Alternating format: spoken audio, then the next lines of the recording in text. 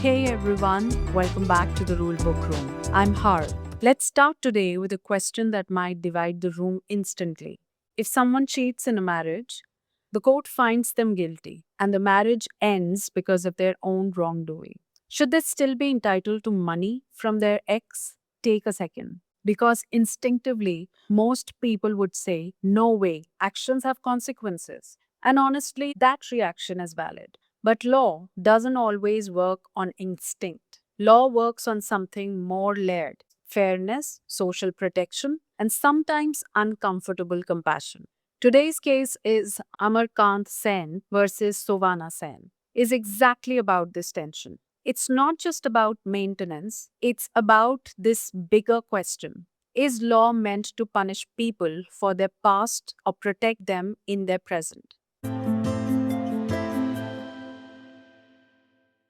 Let's get into the story. We have Suvana Sen. Now picture this. She's not portrayed as someone reckless or careless. She's educated, artistically inclined, music and painting, and what she repeatedly calls a respectable background. So she builds this image in court of someone refined, cultured, dignified. But then comes the twist. Her marriage was dissolved. And not just dissolved because she was found guilty of adultery. Now, pause here, because this changes everything. This is not a sympathetic abandoned wife case. This is a case where the wife is legally at fault, and yet she comes back to the court asking for money. So, what does she say? She files an application for permanent maintenance and argues, I don't have enough means to support myself. My health is not good. I've taken loans to survive. My monthly expenses are rupees 315. And then she adds something very strategic. I want to live a chaste and decent life going forward. Now, that line is important because she's subtly telling the court, judge me for who I am now, not just what I did. Now enters the husband, Amarkant Sen, and his response is exactly what you'd expect. No sugarcoating, no sympathy, just straight logic. She committed adultery, she broke a marriage, why should I maintain her? And he doesn't stop there. He challenges everything. Her claim expenses exaggerated. Her financial condition not as bad as she says. Her honesty she might already be earning. And now the court is standing at a crossroads. On one side, moral accountability. On the other, economic survival. And this is where the law steps in. We now enter Section 25 of the Hindu Marriage Act 1955. This section deals with permanent alimony and maintenance. At first glance, it seems simple. Court can grant maintenance depending on circumstances. But then there's a hidden layer, a very important one. Section 25, subsection 3. And this subsection changes the entire game.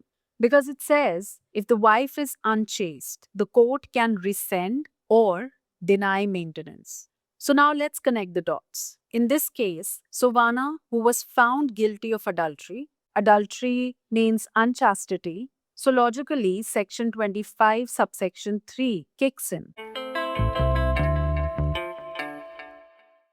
Maintenance should be denied. End of discussion, right? But the court doesn't end the discussion there. Instead, it slows things down and asks a deeper question. What is maintenance really for? Is it a reward for being a good spouse or a mechanism to prevent someone from falling into poverty? And this is where the judgment becomes beautifully complex. The court says, okay, let's be clear. You have violated your marital obligations. You are not entitled to comfort. You cannot demand the same lifestyle you had before. But we will not let you starve. And just like that, the court introduced this almost poetic concept: starving allowance. Let's pause and observe that. Not comfortable maintenance, not lifestyle support, not dignity based compensation, just enough to survive.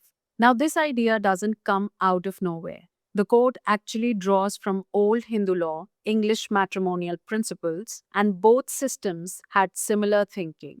Even a guilty spouse should not be left completely destitute. So, what the court is doing here is very nuanced. Section 25, subsection 3 is respected.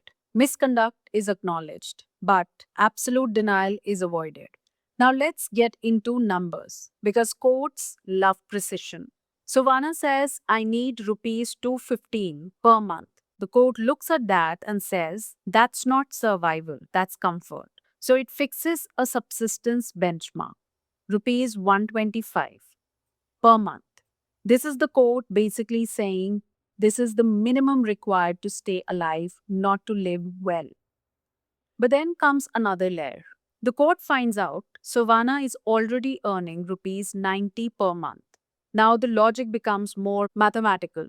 Maintenance is equal to survival need minus existing income. So, rupees 125 minus rupees 90 is equal to rupees 35 per month.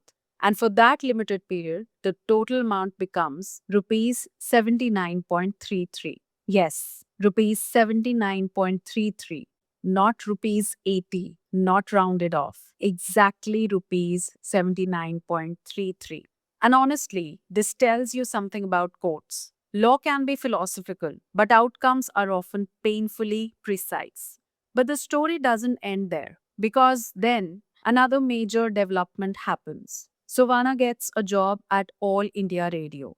Salary? Rupees 300 per month. Now the court looks at this and says, you are no longer at subsistence level. And just like that, maintenance was terminated. So understand the principle here. Maintenance is not permanent support, it is conditional support. The moment you can subsist yourself, the law steps back. Now, there's one final twist, and this one is important.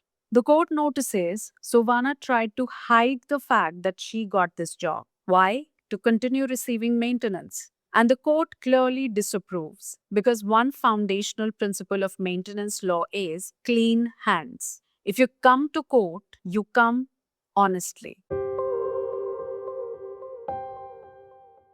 So now let's step back and really understand what this case teaches us. Not just for exams, but for understanding how law thinks.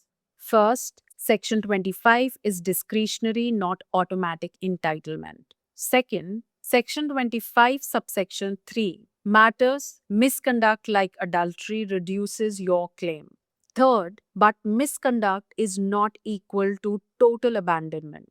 Court may still ensure survival. Fourth, maintenance is not about comfort, it's about preventing destitution. Fifth, self sufficiency ends dependency. And sixth, honesty is non negotiable. But beyond all these principles, this case is really about something deeper. It's about how law treats flawed human beings. Because let us be real, people make mistakes, people break relationships, people act wrongly. But the law here is saying we will not ignore your wrongdoing, but also we will not let that wrongdoing destroy your ability to survive. And that balance, that's what makes this judgment so powerful because it refuses extremes. It doesn't say you deserve everything, and it doesn't say you deserve nothing. It says you deserve just enough. So, next time someone confidently says, if you are at fault, you lose all rights, you can pause, smile a little, and say, not in law. In law, you lose comfort, but not survival. And that's it for today's episode. Until next time, the law may judge your choices, but it won't let you pay for them with your survival. Bye.